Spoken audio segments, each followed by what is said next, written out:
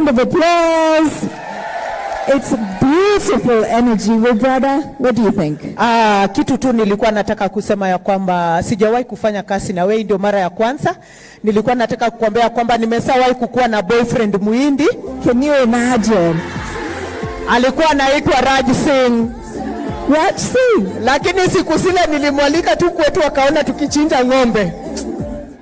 Alienda mapenzi kaisia hapo. Which is a good thing because my husband's name is Raj Singh. Ndio huyo kabisa. So we're not going to take much of your time because of course we are running very much behind schedule. So it gives us great privilege and great honor. Well, brother, maybe you can introduce our chief guests. You know, where I come from, we call her Min Ping. Min Ping. I have told Min Ping that now her duties are so many and she needs help. Sasa mimi siku zile baba atasema tu anataka namba. Natosa msitosi. Please, ladies and gentlemen, karibuni, let's welcome Mama Ida Odinga. Karibu.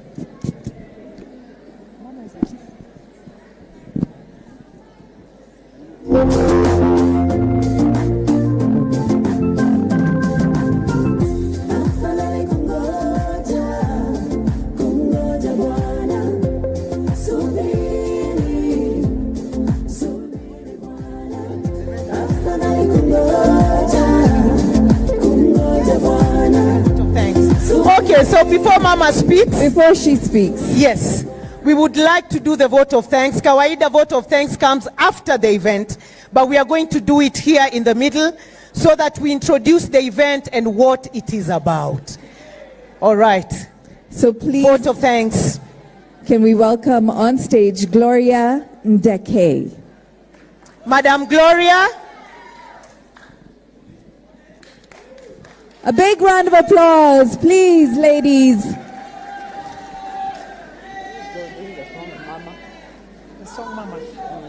Let me find it. Wamama oye! Wamama oye! Tujipigie makofi wamama. Tumaini tuko nayo, si ndio? Tumaini tulipata, si ndio? Na Mungu ni mwema. Yangu ni chache.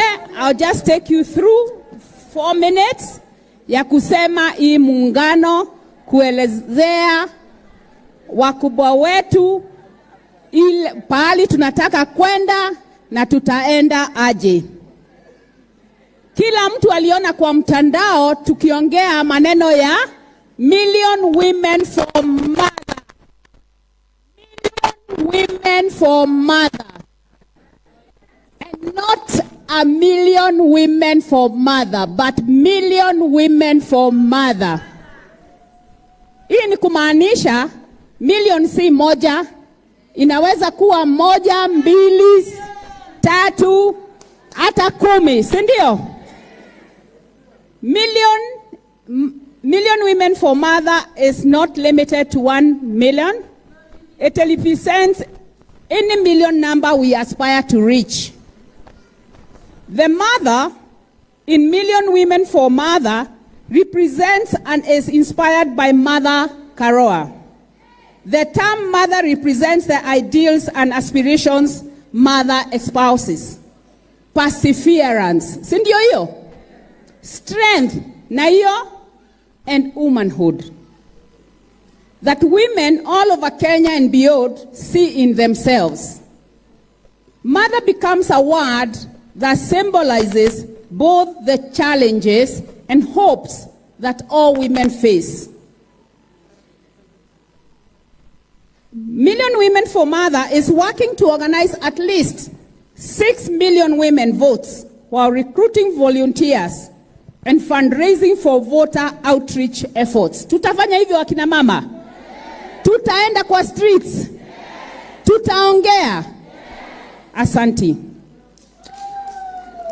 We are looking to change how politics in Kenya is done by organizing resources required to win a campaign, win votes, win volunteers and money. And in doing so, develop a power base that can hold politicians accountable while also becoming a support system in enacting women politics.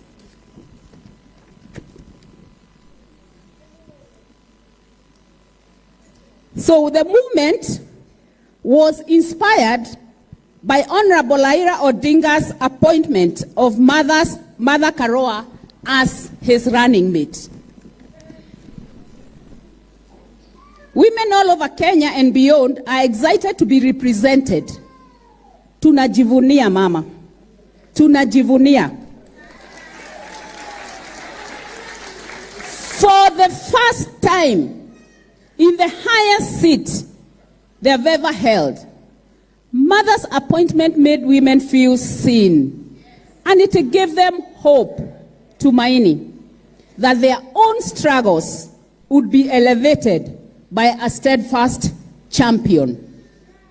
A need arose to translate the tremendous support women had towards Mother's appointment into action, and would enable women to voice their issues and organize the resources required to voice their support. In this,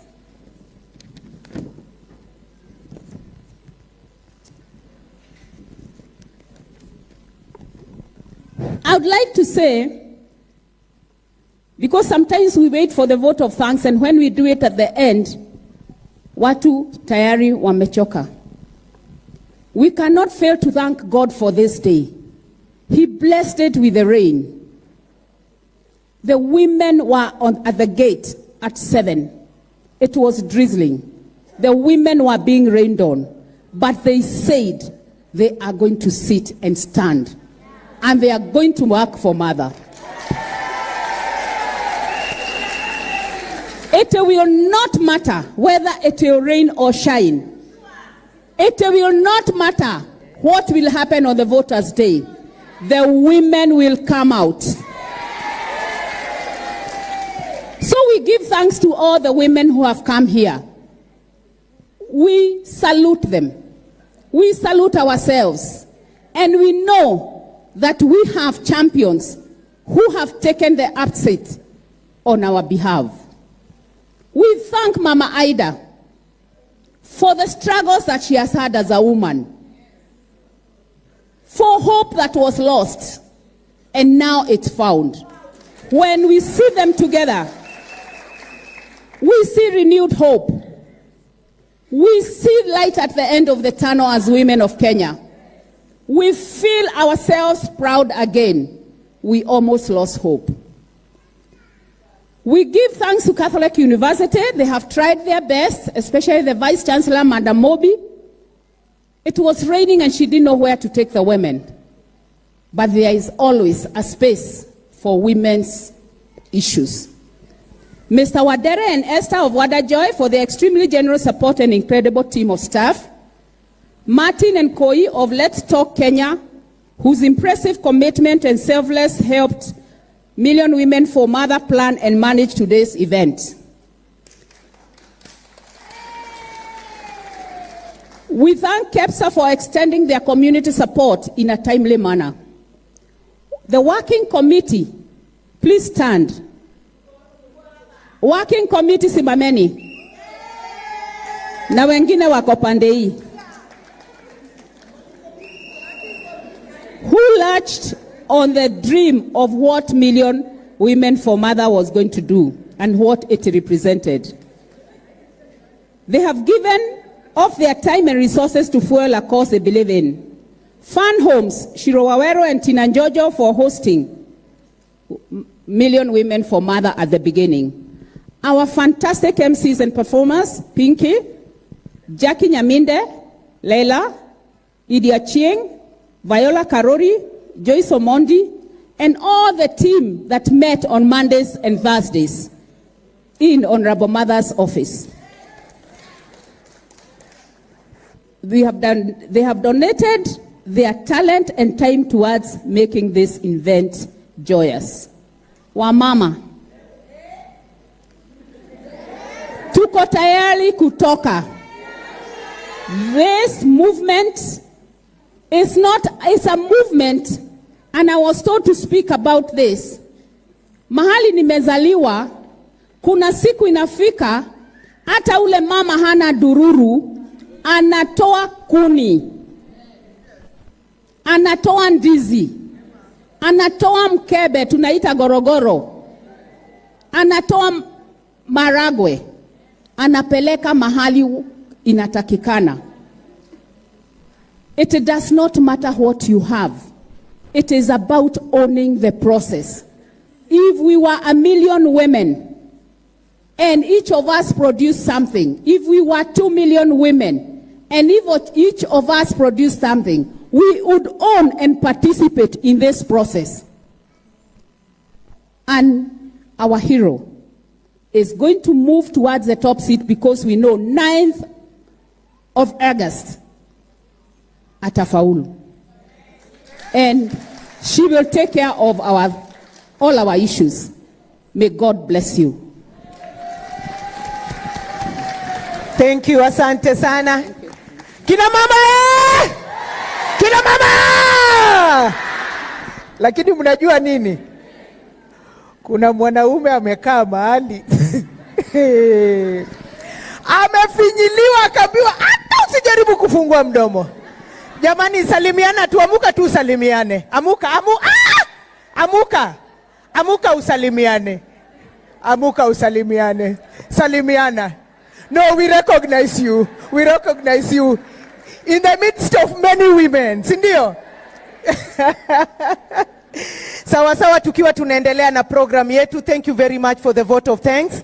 Sasa imefika wakati ambayo tunataka kuzungumza na Minpiny, na yeye pia aweze kutuzungumzia na aweze kutuambia machache ambayo yuko nayo ambaye ametuletea, au sio? Tunataka kusikia sauti ya Minpiny.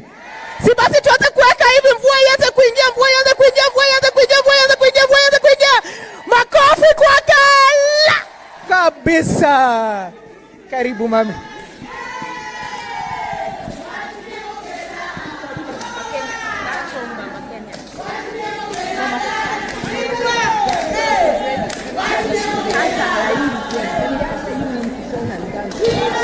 They're playing it. Power. Super power.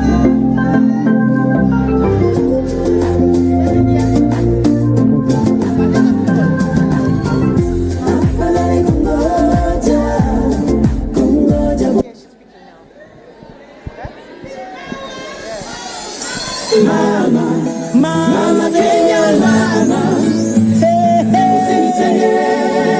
unijenge mama, nisikie mama, mama Kenya, mama, umetoka mbali wewe, usichoke mama.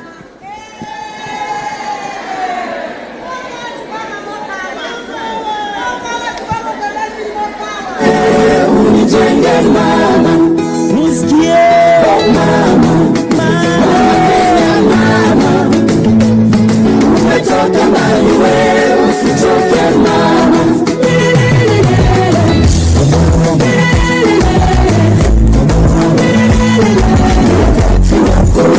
Usichoke mama.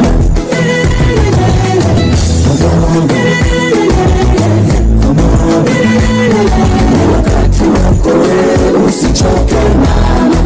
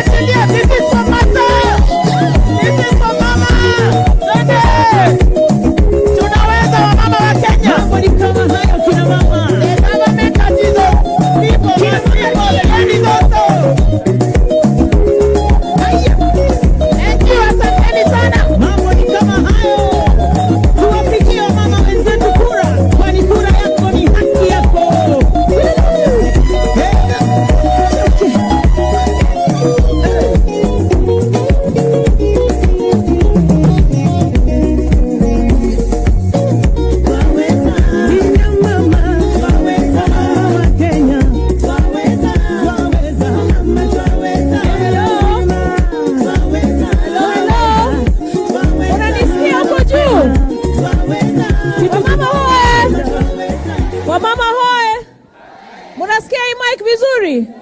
Mimi kama Mama County, I'm very honored to welcome Mama Ida Odinga, Dr. Ida Odinga, Ida Betty Odinga. Yeye ni mama wetu. Wale ambao walikuwa wanasema ni yatima, tujue tulikuwa na mama sisi, si ndio? So it is my great honor to welcome Mama Ida Odinga to address all of you. Let us be upstanding for our first incoming First Lady.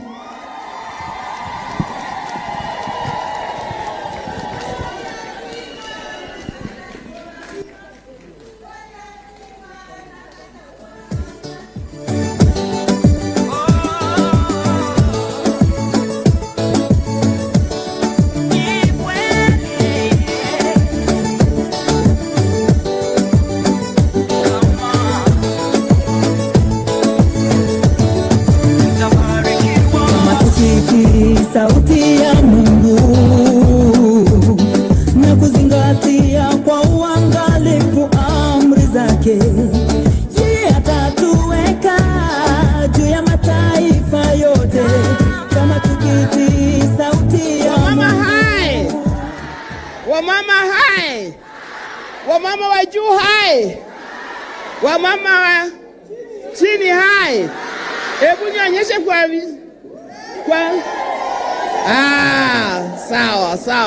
sawa. Wamama, leo ni siku yetu. Leo ni siku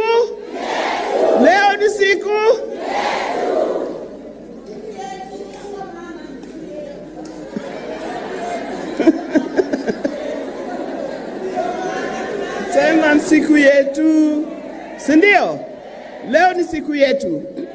Wamama ambao wako hapa na wale ambao wanatuona kwa runinga huko nyumbani. Tuko live.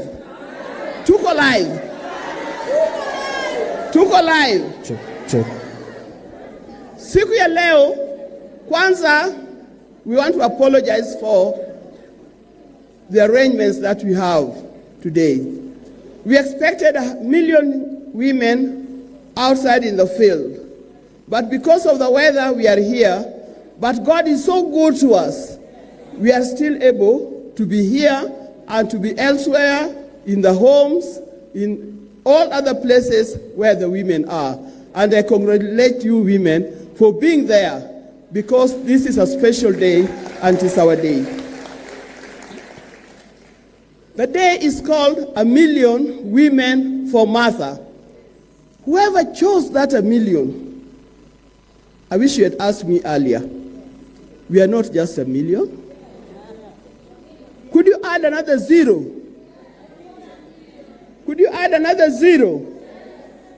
And probably make it 10 million women for Martha. Because that's what we are. We are not restricted.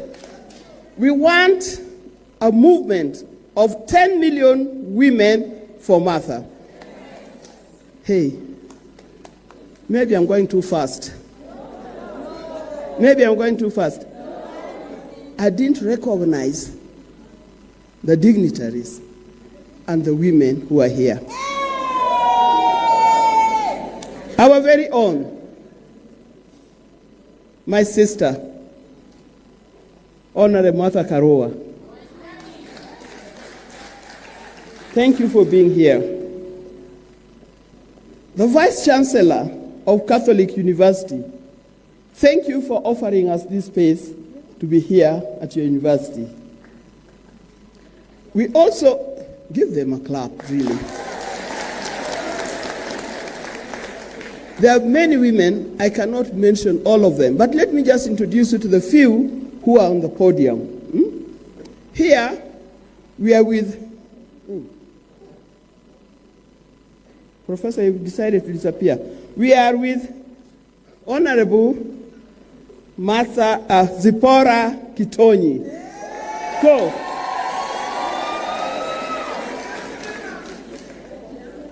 We are also with Professor Ojiambo, Julia Ojiambo. You know, Julia has been there for us for many years. Hey, now that we are in the Ojambos, can I also introduce Honorable Millie Odhiambo?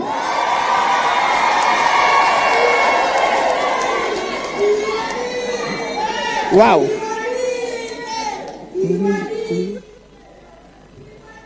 Yes. Now we have the women rep of Nairobi. Women rep of Nairobi. Esther Pasaris. Where's Madam Gloria Dekay? Yeah. She has already welcomed us. Commissioner Irene Wanyoike. Yes, I can see Ambassador Josephine Ojiambo. One and our very own Nyarukuyu. Muvi Ngaru.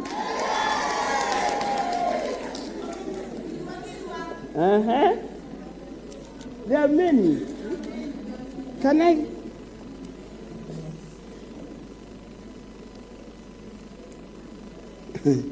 A lady representing all the women teachers in this country.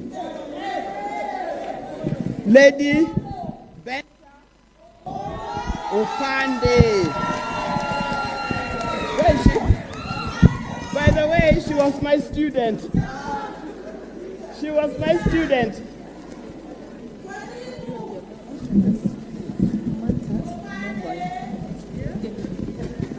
We have many. Is it okay now? Now, we have Madam Mantas Mughal.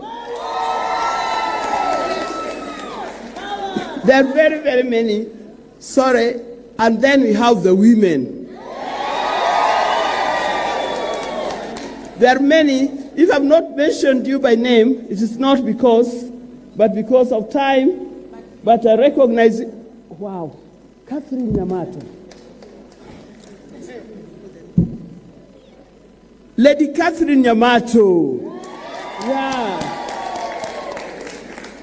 It's difficult for me to turn back because I know all of them. And some are wearing masks, so I cannot recognize them very well. Now, just as I started, this is our day. It gives me great pleasure to be here today and to address multitude of women. As far as I'm concerned, I know I'm addressing 10 million women of Kenya.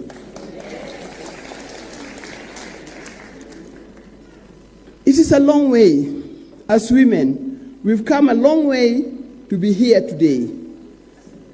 In this country, we've always struggled for women position to be recognized. Some of us started earlier, some are joining us now, some will join us in future, but the struggle is the same. When we come together as the women of Kenya, we put aside those issues that sometimes do divide us, separate us. Issues like, where do you come from? Ethnicity, where does she come from? Religion, is she a Christian? Is she a Muslim? Is she a what? Things that separate us. Education. What does she do? Things that separate us. We come together as the women of Kenya. And our aim is one, for the woman of Kenya to be elevated 10 times higher than we are at present. It doesn't matter what we are doing. People are doing different things. Some are nurses, some are teachers, some are mothers. Any grown-up, whether you had babies or not, you are a mother to the little children. All those things brings us together. And today we are here specifically to talk about Martha and why we are proud of Martha being here, and why we want Martha to take the highest position, second highest position in this country. I personally, I met Martha way back in 1990. Every time I hear her talking, she's talking about things we did probably in the 80s, in the year 2000 and above. But Martha, do you remember in 1990, in the month of August, it happened that my husband was being detained for the third time. I had been to all the lawyers I knew, who is who in this nation, until I went to some little unknown lawyer. I don't want to mention her name because she's no longer small. She's no longer little. And that small lawyer introduced me to Martha. And Martha led a team of 27 lawyers to represent Ida Odinga in court.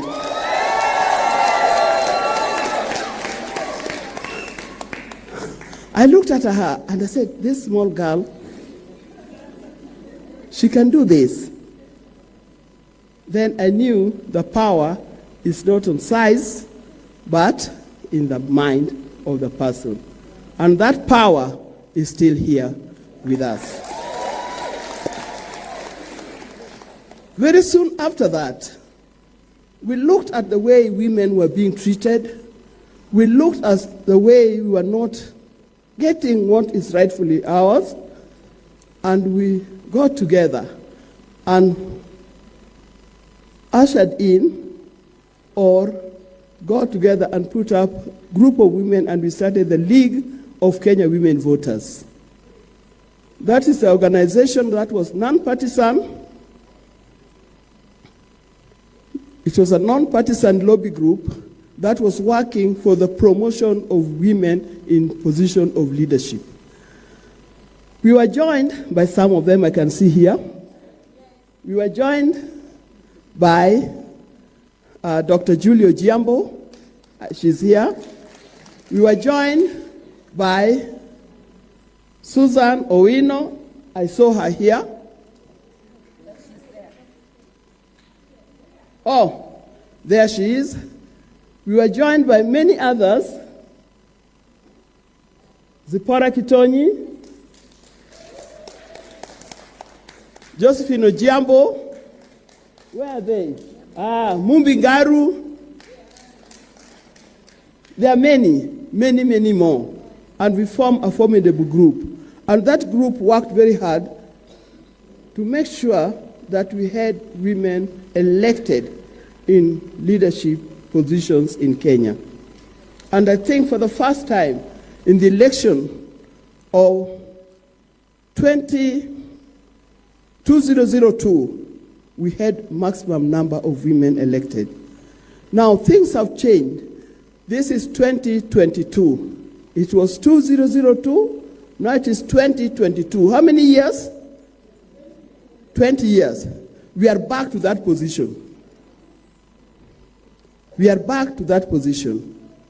Our aim today is to support, to encourage, to campaign, and to make sure that we get also maximum number of women in leadership. And this will be led by none other than, in Kenya for the first time. In Kenya for the first time. In Kenya for the first time. We are getting deputy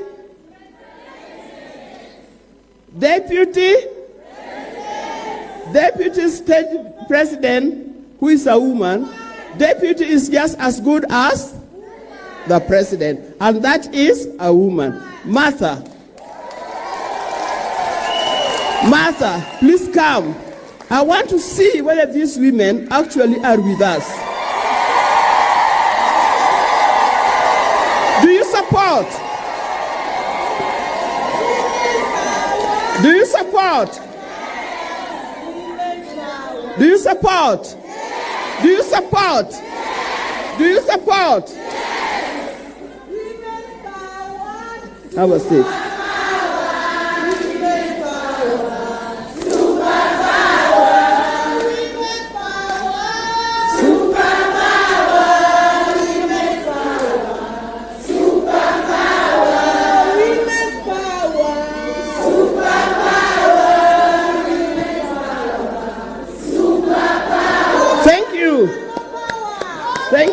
Thank you. So today, my work is simple. The women have accepted it. My work is simple. Number one, Martha, is to congratulate you for being nominated to be our next deputy president.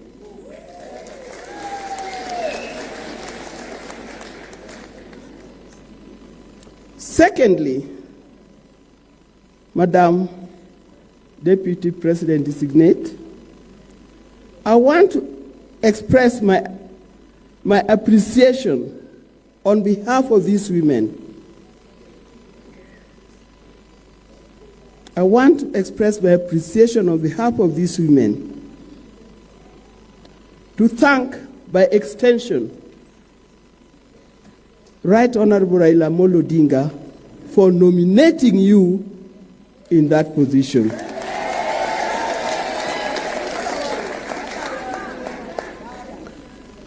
Thirdly, I want to thank you women, my sisters and my daughters, for the struggle that you've made since the days of Beijing. Since the day of Beijing, you've struggled so that we can have that gender equality, the 2/3 gender rule, which has always excluded us. This time, if we get together under your leadership, my sister, I'm sure it will be passed and it will work for this nation.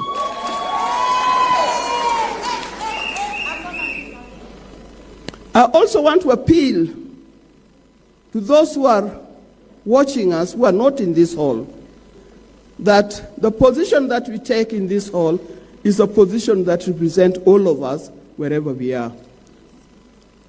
As we leave this hall, and those of us who are not here, when we go out, we are going to campaign for one thing.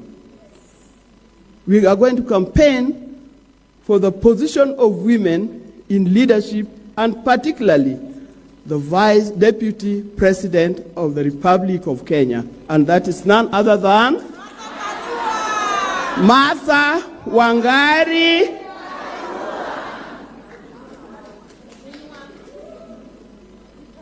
As for me, I'll be very happy to see Martha in that position.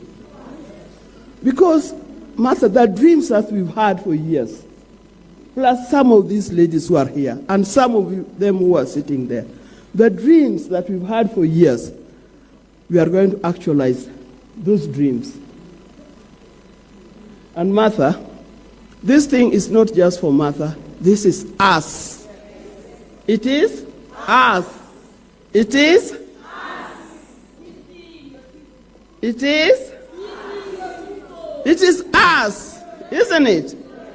Martha, you are just there, but it's not just for you.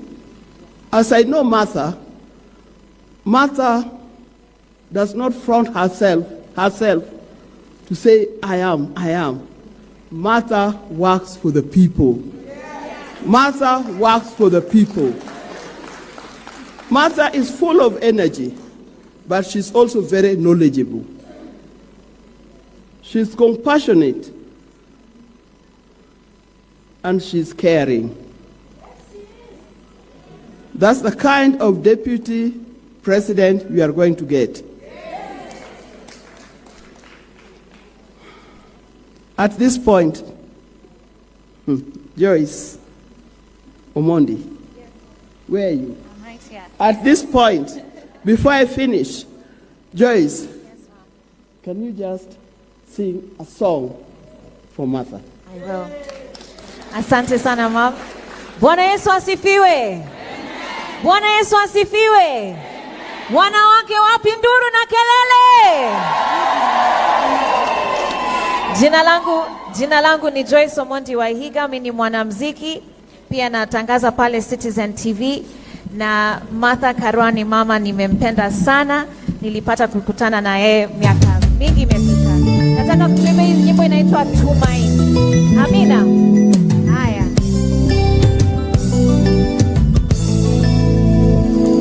Makofi.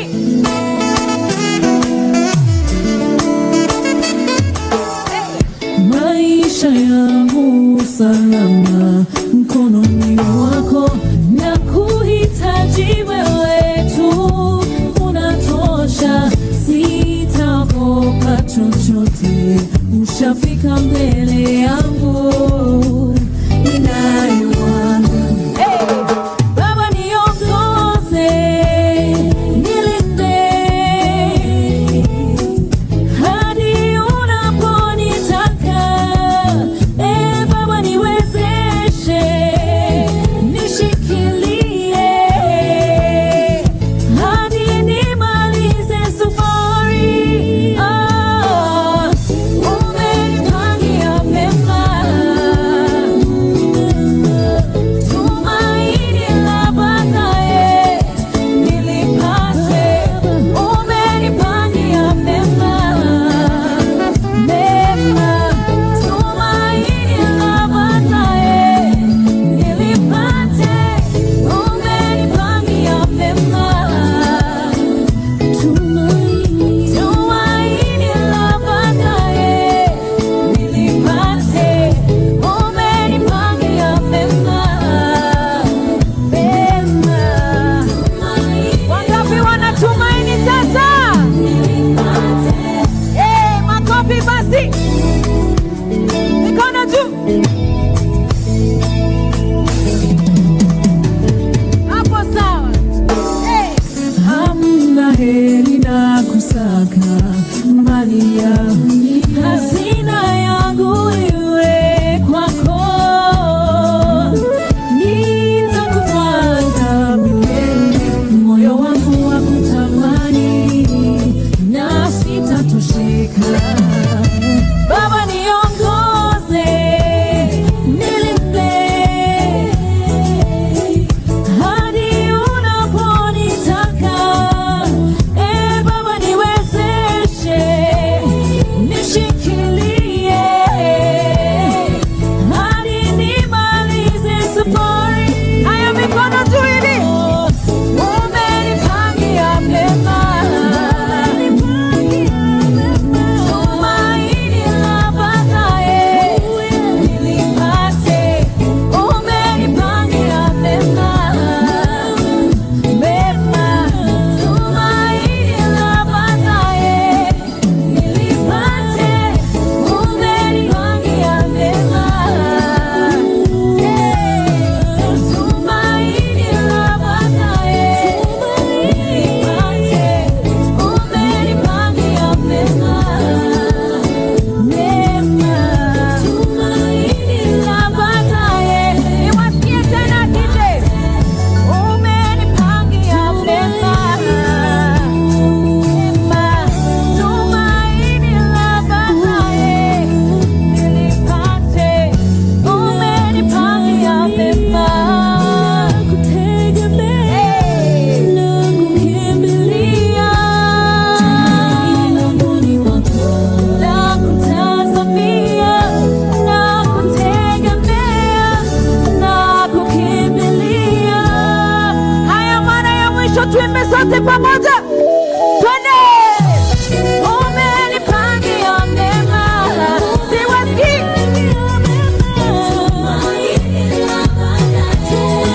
nilipate.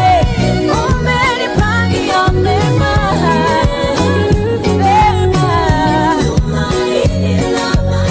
Oh, you sound beautiful. Hey. umenipangia mema,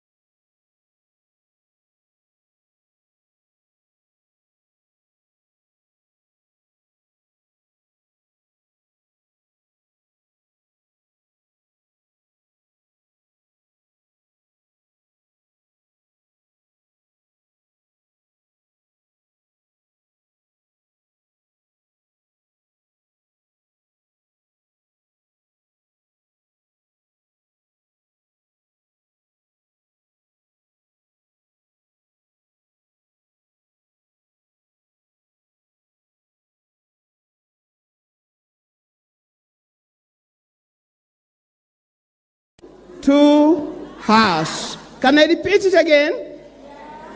Can I repeat it again? We'll be putting up these flyers, but I can repeat it again. You can do that by dialing *7.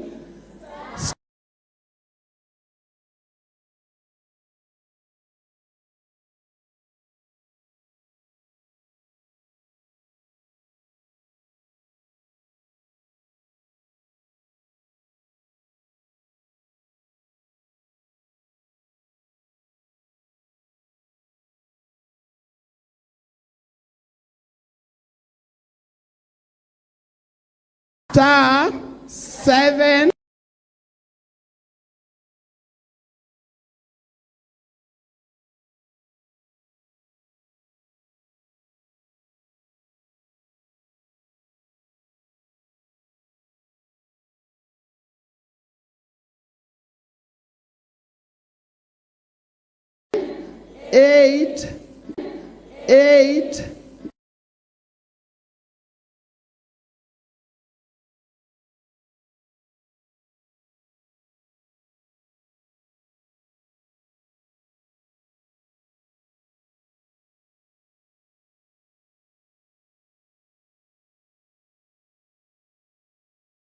9 *.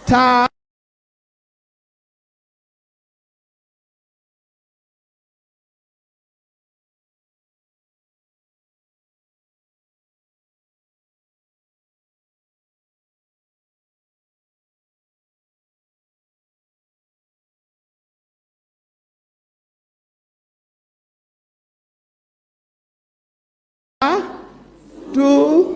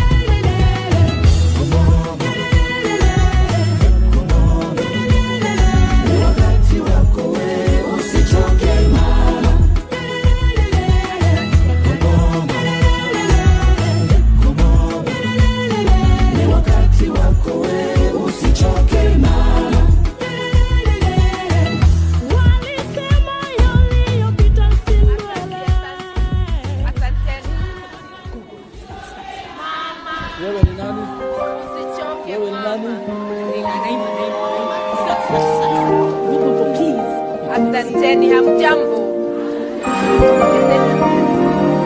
I am advised that my daughter will introduce me.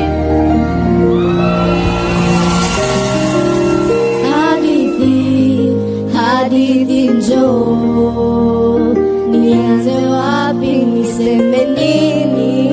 Mamangu, she didn't know. Hizi shida zitaisha lini? Nakumbuka tulizunguka kutafuta chakula,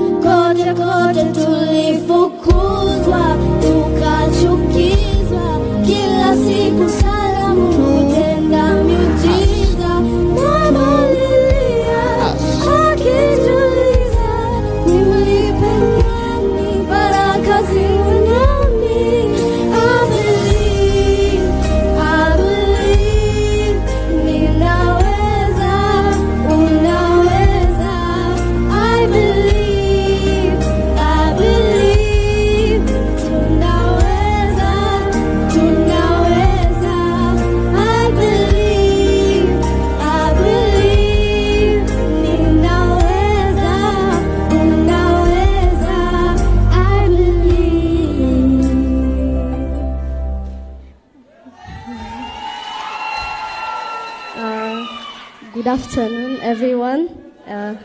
My name is Leila Mohammed, and I've been so inspired as a 17-year-old to see women taking up roles of leadership like you, Ma.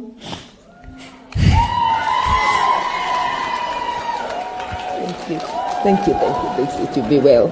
You're great. You're great, my daughter. You're great. Sit on my seat for a minute and find out.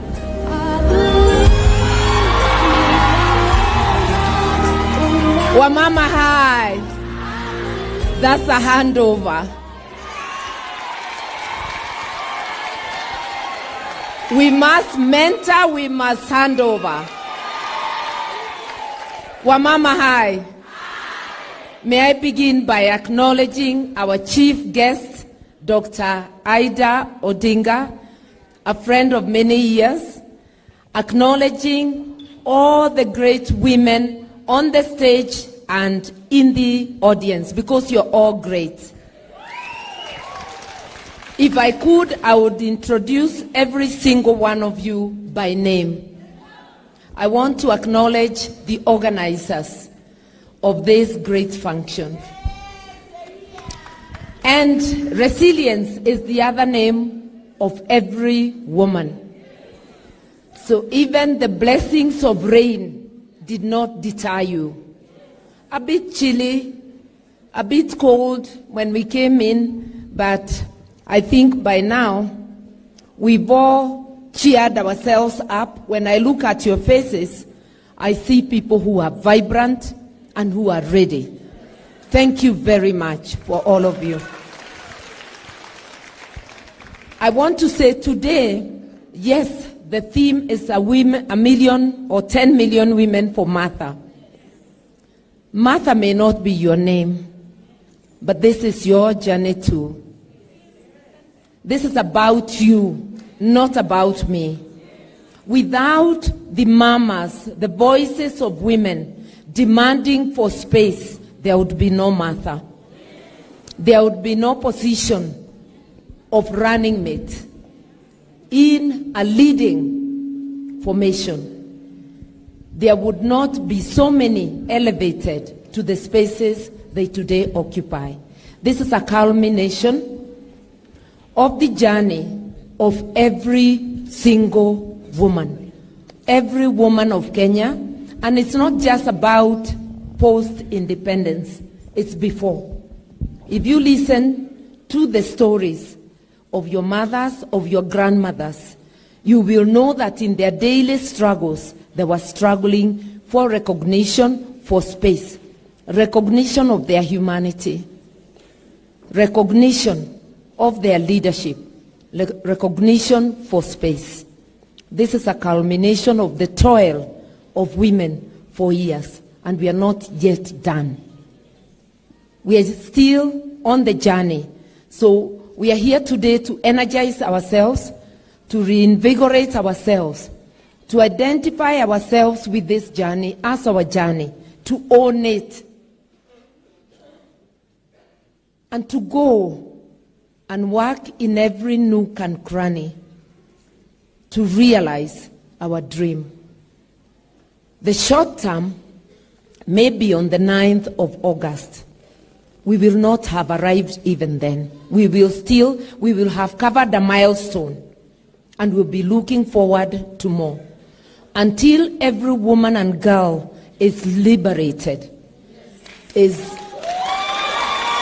and until our humanity is recognized, and until we walk hand in hand with our brothers in all our daily struggles, we are not yet there. So today, seeing your faces, seeing you here, or, in spite of the tough weather this morning, my profession is about talking. Whether lawyer, whether politician, is about talking. So I'll be going on it's back soon enough. I would have still gone on because I'm used to it. So I'm saying until each one of us is liberated, socially, economically, politically. then we will have liberated the world, because it's already implanted in us. To unlearn on a daily basis is a lifelong venture. And then to prepare the next generation without the patriarchy. So we have a job to do. And you know, we raise our families. We don't raise them alone. That's why there are so many chamas. You want fees, you call a few to support you. You want to improve your house, you call a few. We have those chamas that help us to organize our homes, our families, our businesses. We must continue. We organize families, we organize communities, we organize the nation, and we organize the world. I see what we are doing as bigger than a Kenyan thing. One, we want to teach ourselves to own campaigns for candidates we believe in, to own campaigns of women who will carry the other women on their back. We don't want women who will get into the space and forget their identity.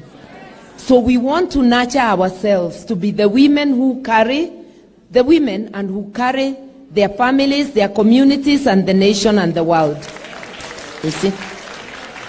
If you look around, whether in our religious organizations, in our schools, in the community, the Harambee spirit, the bulk of those who participate without missing, even when they don't have much to share, is the women.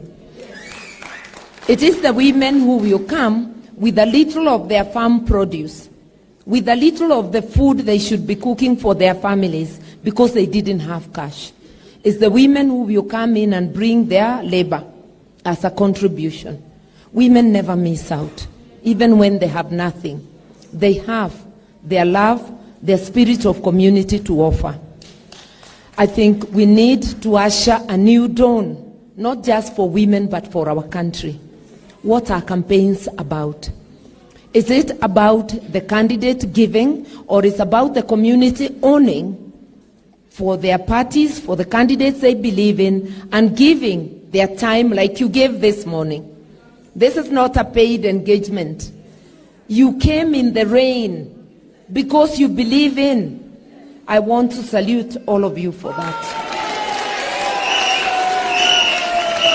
You are here to stand up for Kenya, and we want to raise a nation that stands up for itself. And do you know what? It's not just about the campaigns, the volunteerism, and the money that goes into it. It's also about when we occupy positions of power. You who is a counting clerk, you who is a presiding officer, you who is a returning officer, if you stood up for Kenya, we would not have disputed elections. Because you would do your duty, and you would be standing up, not for candidates, for your country. We need a nation that stands up for itself. We need a nation of integrity. We talk of institutions, but institutions are you and me. We are the ones who will mess up or raise Kenya.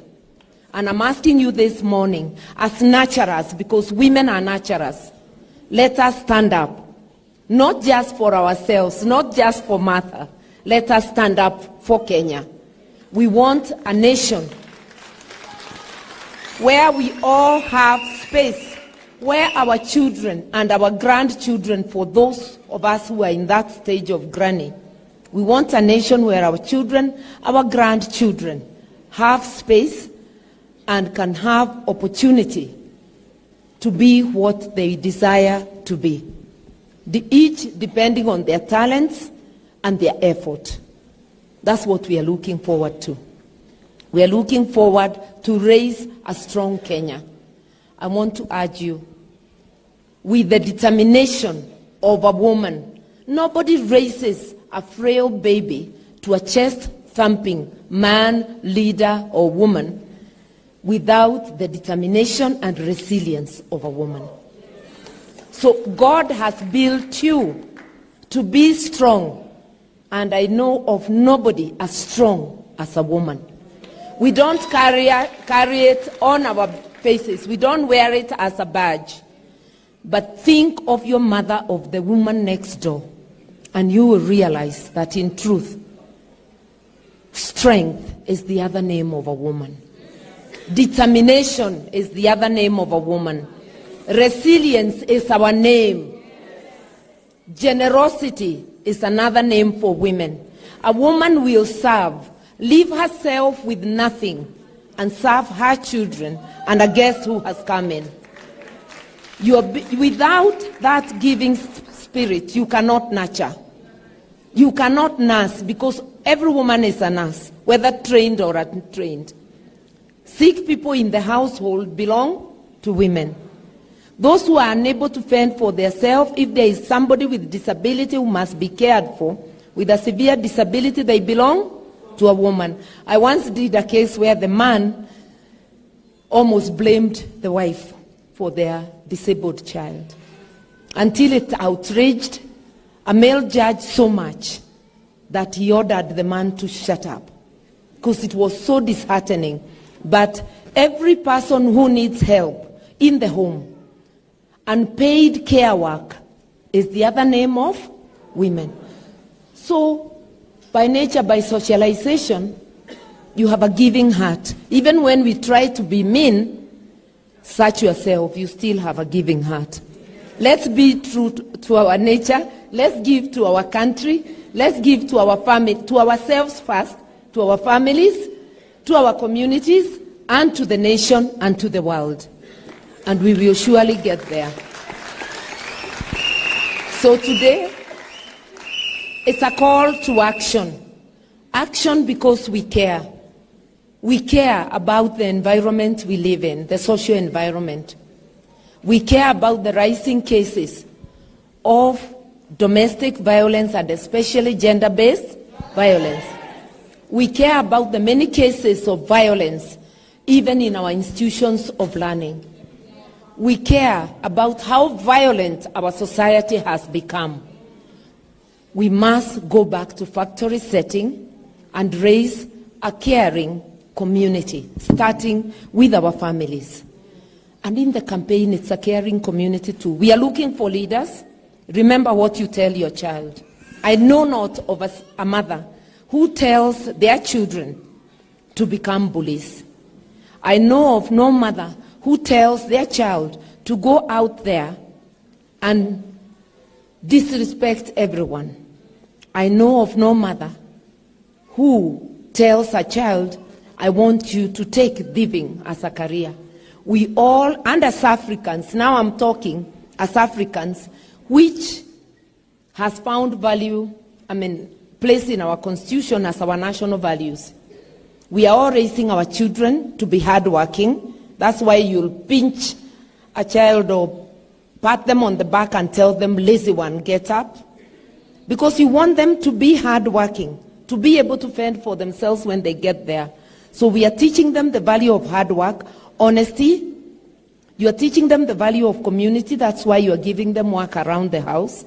So we really must instill those values and look for them in leaders.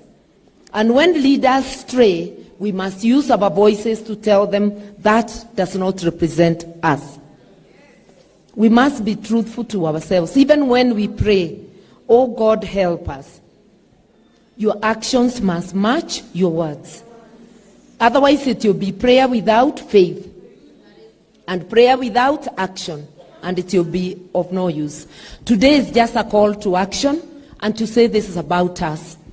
The name Martha is there because today I'm running. I've been appointed to run as a deputy president, but it's your journey too. What happens with this in this space is going to influence the space you are in, the space of your child, the space of your grandchild. So let us affirm ourselves and let us look for women we can support, and men also, because it will not be women alone. But whoever you support, let that person espouse the values you believe in. We cannot be a country without values. We'll be heading to doom. Now, before I finish, you'll allow me to go a little further and tell you that in my view, our nation is facing a crisis of leadership, a crisis of trust. We don't trust ourselves and we don't trust one another. Yes. That is why we keep on asking the IEBC, because we can't trust them. But they are also not trusting themselves. Because if they did, they would give us an account of everything happening. They would not dodge questions. But beyond IEBC, you and me are facing a deficit of trust. The lack of trust in our institutions is lack of trust in ourselves. Because it means professionals are not standing up for the country. But those professionals are backed by you and me. What conversations are we having with them when we get back to the neighborhood? Let us restore trust among ourselves. And I keep giving the example of the last American election, where President Trump was captured asking the Secretary of Georgia to find for him some 11,000 votes. And that was a Republican state. But on phone, because we were hearing it recorded, the guy is telling him with a calm voice that he has a job to do, meaning he will stand by his oath of office. Okay? We also saw his own vice president, his own supporter, going to preside over a Senate hearing to confirm Biden as president. He didn't dodge duty because it's not his candidate who won. He rose up to duty. I'm using those as live examples of things we've seen on screen relating to elections. And I want, with the women of Kenya, to ask our brothers and sisters who will be engaged in the electoral process, stand up for your country. Stand up to be counted. It doesn't matter whether you are a law enforcement officer. It doesn't matter whether you are a presiding officer, whether you are a candidate supporter like my supporters. It doesn't matter whether you are just a voter. Stand up for your country, do what is right. And I have this belief that a majority of people are good people. That the majority in our country, in every space, are good people. It's just that the voices of good people are muted. And the voices of people with rogue behavior are the loudest. And they sound like the whole world. I just want to encourage you, even if you be alone, stand up for your country. It matters. It does matter when you stand up. It is infectious. Somebody else will see you standing up and will do as you do. Bad behavior is similarly infectious. So know that you are responsible, not just for yourself, for those around you. So let us hold hands and do this together. I want to say this of my principal, that he's a man of courage. Ida, don't ask me how I know. I'm going to say how. He knows me because we've grown up together in politics. We entered parliament same time. And even before we entered, being friends with Madam Ida, we had interaction. So he knows me. He knows that sometimes I do take a stand, if it's on principle, where I may not be moved. Even recently, we had national issues we took opposite sides in matter of the Constitution. He still went ahead and named me as his running mate. He is a man of courage, a man of conviction, and a man who believes in himself and what he wants to do for Kenya. So he believes in what the Constitution ordains, that we are entitled to our views. We reason, we try to talk to each other with reason. He was not looking for a praise choir. He was looking for people who can offer alternative ideas. It takes a strong and courageous man to pick a strong woman. Okay? And for that, I salute him. Okay? I salute him and I promise to be a good deputy. And I pray and work for that every day.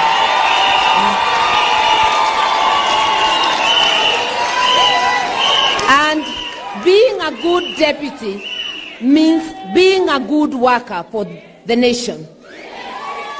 Because we are all working to serve you, not to serve ourselves. And we will follow our laws, and that's what I said in my acceptance speech, that we will always follow our laws, and he too said it. So I want to assure you that I'm holding this space for you. I'll hold it with honor, and I'll do what is required of me.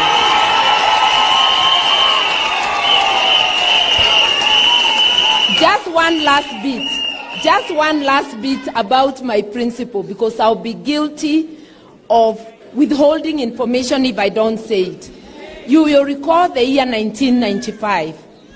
We went to Beijing as Women's World Conference on Women, where the Beijing Declaration and all the good things we try to enforce today were agreed upon.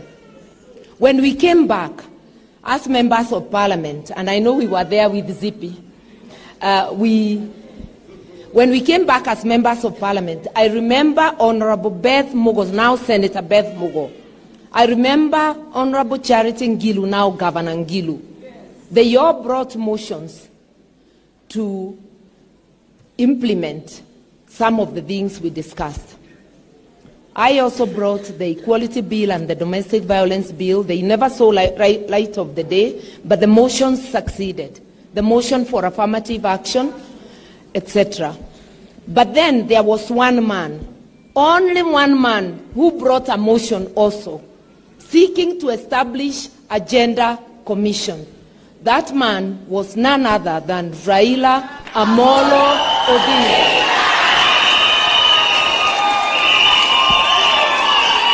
And anybody doubting can go to the Hansard 95-96 and check. And I know that is the motion the late President Kibaki used to establish a gender commission way ahead of the 2010 Constitution. You see? So what I want to say of my principal, he didn't just think of women because it was a campaign season. It is something he has done before. He used to support, even if you go to the Hansard, you find him supporting the motions by Beth and the others. And then he brings in his own motion. An odd thing those days, but we were very grateful as women. I remembered that on the day I was appointed, because it's good that stories be told, so that you don't just think that things are done as a campaign gimmick. I lead a political party known as NARC Kenya, but I want to stand here and tell you that of the women be elected, not nominated, elected to parliament, ODM has been responsible for a majority, who include this girl.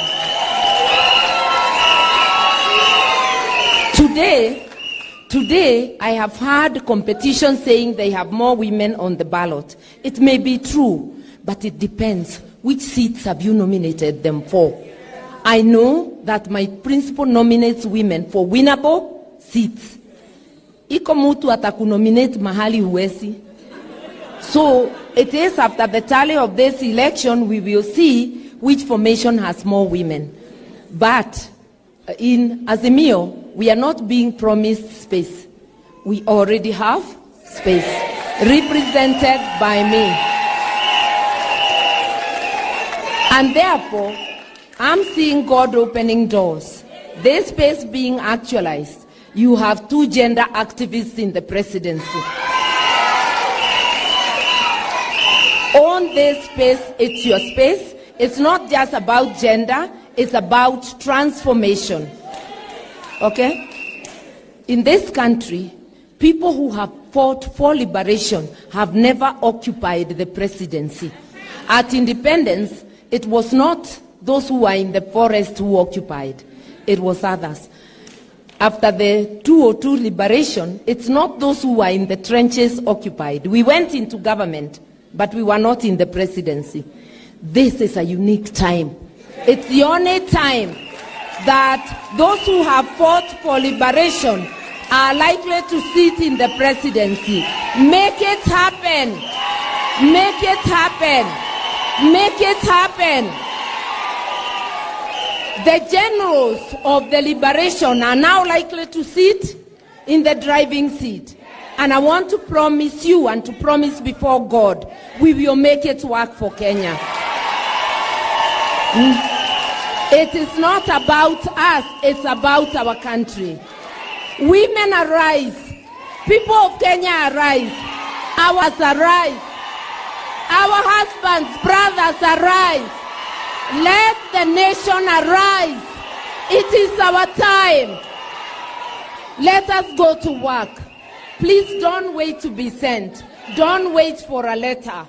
This is your space. Let us go to every corner.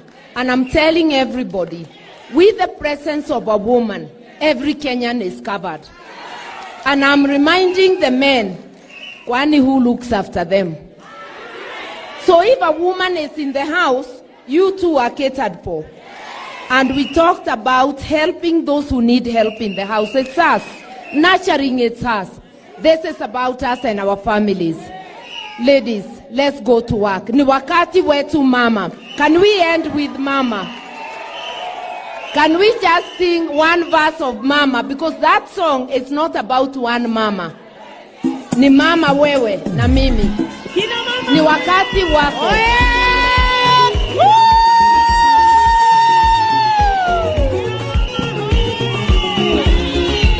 Hapo kina mama, transformation, transformative leadership.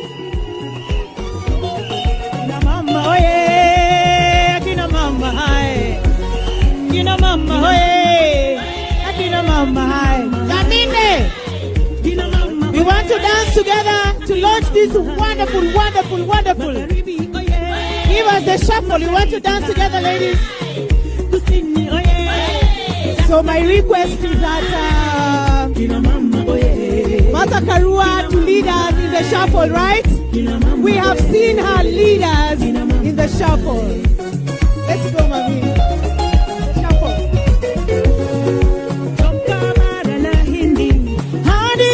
Victoria, mlima Kenya hadi bonde letu la ufa. Kenyan women today. Wala msiogope, simameni kidete kina mama. Yes we can. Simama uhesabiwe. Kura yako, haki yako, maendeleo na ugatuzi kote Kenya. Today. Usinitenge, unijenge mama. Nisikie mama, mama Kenya mama. Twende! Umetoka mbali we, usichoke mama.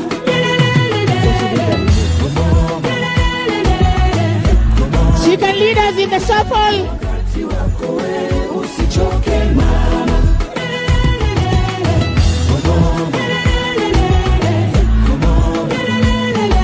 Wakati wako we, usichoke mama.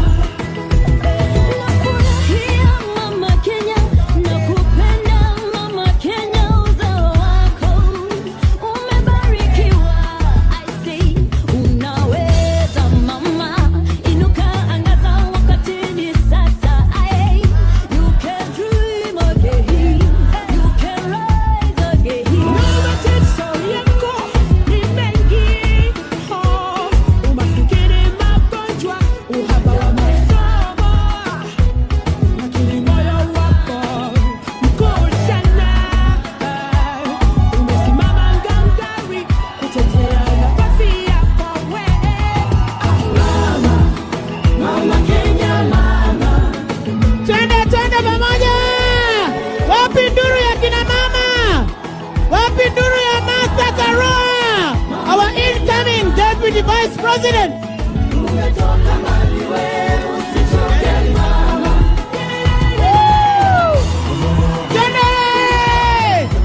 One for Mata.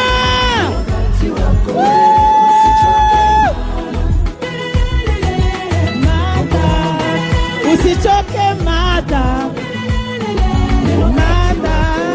Usichoke Mata. Wapi nduru ya Karua?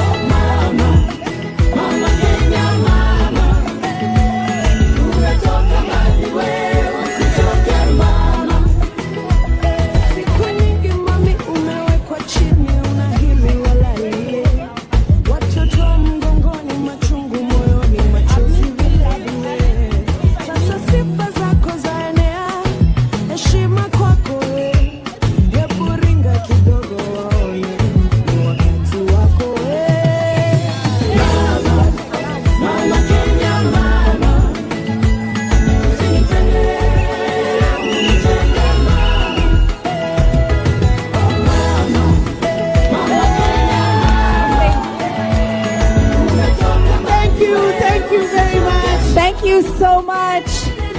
And in the words So inspiring. of the inspiring Martha Karua, trust and values, and it's all about women's power. Remember to participate, to register, to be a part of this. To be a part of Million Women for Martha. Exactly. And to vote. Unajua tusipopiga kura basi haina maana. Wangari Maathai once said, be a hummingbird. So when the forest is on fire and all the animals are watching the forest burn down, and the hummingbird went to the river, picked up water, and tried to put the fire out, the rest of the animals laughed. But the hummingbird he said, I am playing my part. Yes. So play your part. Play your part. Do what you can this election. Remember your power as a woman.